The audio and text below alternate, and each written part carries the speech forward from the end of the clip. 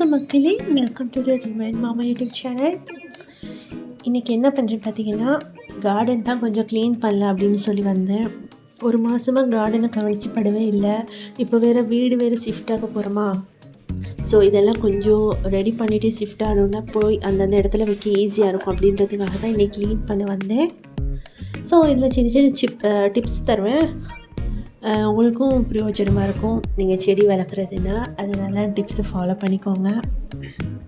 First வந்து இந்த பட்ரோஸ் இருக்குது இல்லையா, அது மாதத்துக்கு ஒரு வாட்டியாச்சு அது உடச்சி நாட்டணும். அது நல்லா கொடி விட்டு கீழே வரும். ஆனால் அப்படியே விட்டோன்னா அழகாக தான் இருக்கும். பட் அது கொஞ்சம் நல்லா அப்படியே மஞ்சளாகி வெள்ளையெல்லாம் ஒரு மாதிரி பூச்சி அரிச்சமையாகி அந்த செடி செத்தே போயிடும். அதனால் அதை வந்து உடைக்கணும். உடச்சி இன்னொரு பாட்டில் நாட்டிக்கோங்க. அப்புறமா வந்து கொஞ்ச நாள்லேயே இந்த வேர்லேருந்து அப்படியே பூச்சி வர ஆரம்பிச்சிடும். அப்புறமா அதை அப்படியே ஃபுல்லாக வேரோடு அதை வந்து கலட்டி தூரம் போட்டு, அப்புறம் நாங்கள் இன்னொரு வாஸில் நாட்டி வச்சோம் இல்லையா, அது நல்லா நீட்டமாக வந்திருக்கும் கொடி மாதிரி. அதை கட் பண்ணி இந்த பாட்டில் நாட்டிக்கோங்க. இந்த மாதிரி தான் பட்ரோஸை வந்து நாங்கள் மாதத்துக்கு ஒரு வாட்டி சேஞ்ச் பண்ணிக்கிட்டே இருக்கணும். அப்போ வருஷம் ஃபுல்லாக வேணும்னாலும் இந்த பட்ரோஸ் அழகாக வந்துகிட்டே இருக்கும். எந்த இதுவும் வாங்காது, செடி ரொம்ப நல்லா வளரும்.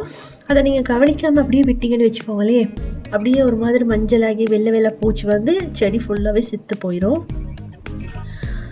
அப்புறம் என்கிட்ட பட்ரோஸு பிங்க் மட்டும்தான் இருக்குது. நிறையா கலர்ஸ் இருந்தது. நானும் ஃபஸ்ட்டு எதுவுமே கவனிக்காமல் அதெல்லாம் செத்து போயிடுச்சு. அப்புறமா இங்கே வந்தப்புறமா எனக்கு வந்து பிங்க் கலர் மட்டும் தான் கிடச்சிது. அதை இப்படி தான் பார்த்துட்டு இருக்கேன். இப்போதைக்கு ரொம்ப நல்லாயிருக்கு, எந்த பிரச்சனையும் இல்லை. அப்புறம் மாதத்துக்கு ஒரு வாட்டி இன்னொன்று என்ன செய்யணும்னு, அந்த மண்ணெல்லாம் வந்து நாங்கள் லூஸ் பண்ணி விடணும். தண்ணி ஊற்றி எல்லாமே இறுகி போயிருக்கும். ஸோ அதில் வந்து அதுக்கான விட்டமின்ஸ் வந்து அந்த வேர்களுக்கு போகாது, ரொம்பவே இறுக்கமாக இருக்கும். ஸோ ஒரு கத்தி வச்சு ஃபுல்லாகவே மண்ணெல்லாம் நல்லாவே லூஸ் பண்ணி விட்டுருங்க. எல்லா செடியிலையும் லூஸ் பண்ணி விட்டுருங்க. லூஸ் பண்ணி விட்டுட்டு அப்புறமா அதுக்கான காம்போஸ் இருக்குது, உரம், ஓகேவா. ஸோ பூ வரத்துக்கான உரம் இருக்குது, காய் வரத்துக்கான உரம் இருக்குது, மண்புழு உரம் இருக்குது. இந்த மாதிரி உரம் நிறையா எங்களுக்கு வந்து விற்கிறதுக்கு இருக்குது நர்சரியில். நீங்கள் செடி வாங்கும்போது அந்த உரமும் வாங்கி வச்சுக்கோங்க. அது 15 நாளைக்கு ஒருக்கா ரோஜா செடிக்கு போடுறது அப்படின்னு எல்லாம் சொல்லி கொடுப்பாங்க. அவங்களே எல்லாம் எக்ஸ்பிளைன் பண்ணி கொடுப்பாங்க. அந்தந்த டேஸ்க்கு மாதிரி போட்டுக்கோங்க. நான் 15 நாளைக்கு ஒரு வாட்டி அந்த உரம் கொடுத்துட்டு வரேன். அப்புறமா ஒரு மாதத்துக்கு ஒரு வாட்டி கொடுக்குற உரம் வந்து இந்த மாதிரி எல்லாம் லூஸ் பண்ணி விட்டுட்டு அந்த உரமும் போட்டு விட்டுருவேன். அடுத்தது வந்து கண்டிப்பாக இது வந்து நீங்கள் காலை நேரம் செய்யுங்க. மார்னிங் செய்கிறது ரொம்பவே நல்ல. எனக்கு மார்னிங் டைம் கிடைக்கலன்றனால இன்றைக்கி நான் ஈவினிங் செஞ்சுட்டு இருக்கேன். ஆனால் ஈவினிங் செய்யாதீங்க, ஏன்னா ஈவினிங் வந்து செடிக்கு வந்து டிஸ்டர்ப் பண்ணக்கூடாது, தண்ணி ஊற்றக்கூடாது சொல்லுவாங்க. அதனால் வந்து ஈவினிங் செய்ய வேணாம். இது எனக்கு வந்து நேரம் இல்லை, கொஞ்சம் பிஸியாக இருக்கேன் அப்படின்றதால நான் இன்றைக்கி ஈவினிங் செய்கிறேன். நீங்கள் மார்னிங் டைமே வந்து இதுக்குன்னு ஒரு 1 hour டைம் ஒதுக்கிட்டு மண்ணெல்லாம் நல்லா லூஸ் பண்ணி விட்டுட்டு, பட்ரோஸ் இருக்கிறவங்க அதெல்லாம் சேஞ்ச் பண்ணி விட்டுட்டு, அப்புறமா எல்லாத்துக்குமே வந்து உரம், அந்தந்த உரம் கொடுத்துட்டு நல்லாவே தண்ணி ஊற்றி விட்டுருங்க. தண்ணி ஊற்றாமல் இருக்க வேணாம். உரம் போட்ட அப்புறமா 2 வாட்டி, ஒரு நாளைக்கு 2 வாட்டி தண்ணி ஊற்றினா கூட நல்லது. ஏன்னா அந்த உரம் வந்து ரொம்பவே பவர்ஃபுல்லாக இருக்கும். ஸோ அது வந்து செடியெல்லாம் உடனே செத்து போகிறதுக்கான பவர் அதில் இருக்குது.